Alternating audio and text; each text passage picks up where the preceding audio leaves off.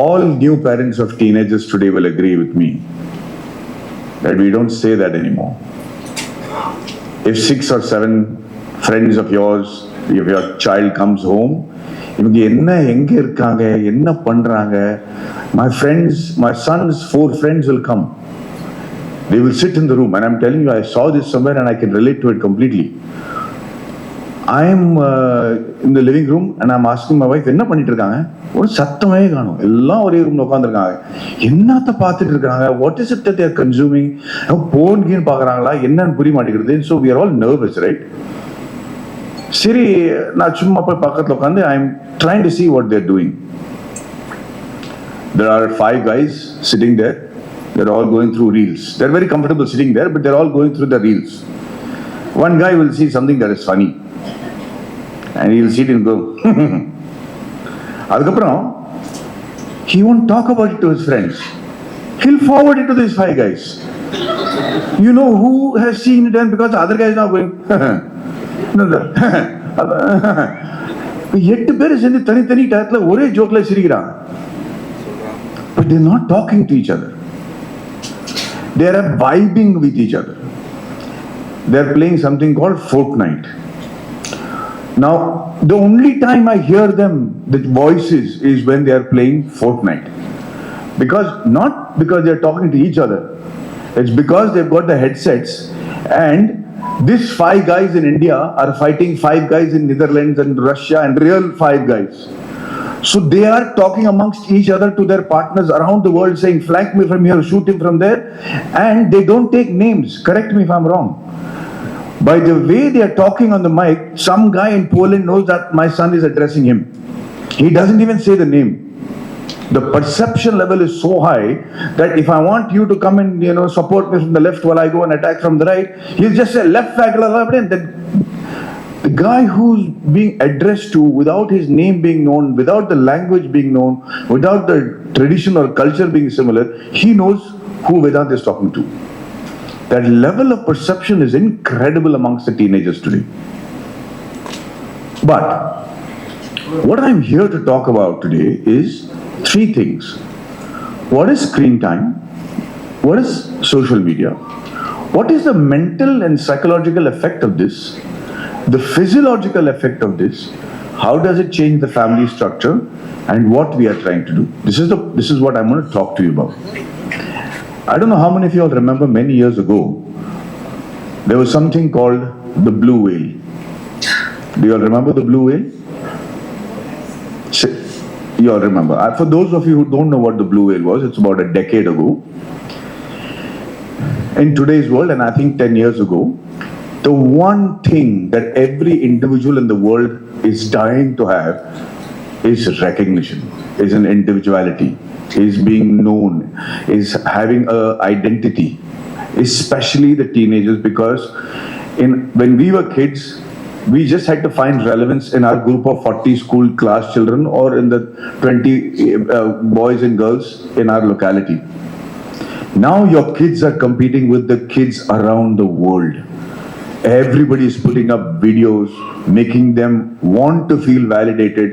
They also want to be as popular. They want to know likes, how much of dislikes. So this lack of identity makes all these youngsters feel very, very lonely.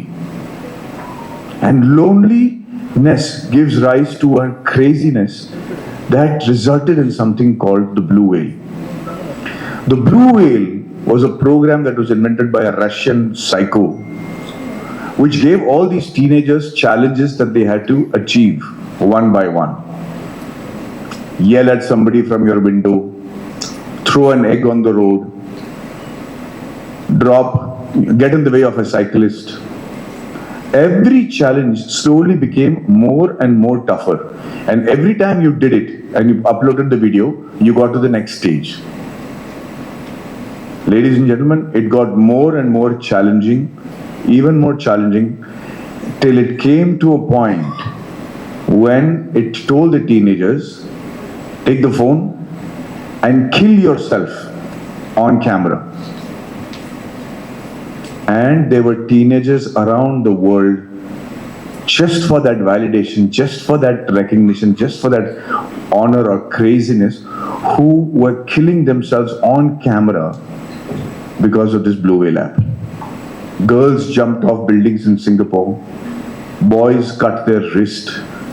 It was so horrifying that we were living through that era wondering, oh my God, what will happen if I had a kid during that time?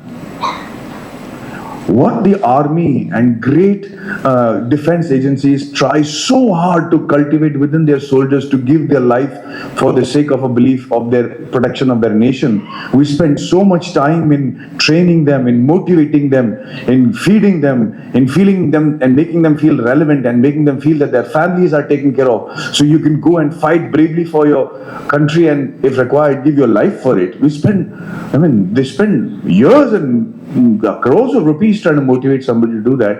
A small app was able to do that to teenagers. That put the fear of God in me. The second thing is, this is what dramatic impact, and I hope that none of our children ever get to see something like this. But even if you take a small thing, like my friend's daughter was very in love with animals. She was going to give her most important 12th standard exam. She loved the dogs, she loved cats and everything. Because she had been studying the whole night, the parents, just relax before you go to the school the next day. She went to the bathroom and sitting in the toilet, she was looking at reels. Somebody from that locality had put a reel of how he was beating a dog to death. Just one crazy idiot, he just said, this dog was barking the whole night and I beat the crap out of the dog. She saw that, she started to cry. It was one of the dogs that she knew. And she failed all her exams. She just couldn't get over the fact that somebody would do something as brutal like this. And imagine a 14-year-old girl seeing something like this early in the morning. This news is not relevant to her. You're not mature enough mentally, physiologically, psychologically to handle this sort of morbid news. That is the reason why we used to have censorship. That is the reason why Appa Amma used to say, "Hey, nalla pasangaloda suthungada, unoda company nalla illa. இவன் வந்து நல்ல ஆளு கிடையாது, இந்த பையனோட சுத்தாத" அப்படின்னு சொல்றதுக்கு ஒரு காரணம் இருந்துச்சு. இப்போ you cannot say that. Because நல்லவன், கெட்டவன், கொடூரமானவன், பயங்கரமானவன், பைத்தியக்காரன் எல்லாமே அந்த போன்ல இருக்கிறாங்க. And you have no control over who they are having a conversation with, what is the impact of that conversation, what is the company your child is keeping. The third thing is physiological aspect of it. Most of us are now only engaged in our phones. Even now, I'm not trying to mock you all, but instead of listening to what I'm saying, we are far more engrossed in trying to capture it and seeing if I can make a reel about what is going to happen, and this is what Maddie said. That aspect of making the phone such an important aspect of your life on every minute has made two things happen. One is your spine has started becoming curved at your neck. You're finding it difficult to sleep every day. You're finding your beds to be too soft. You're finding it very difficult to not have neck issues.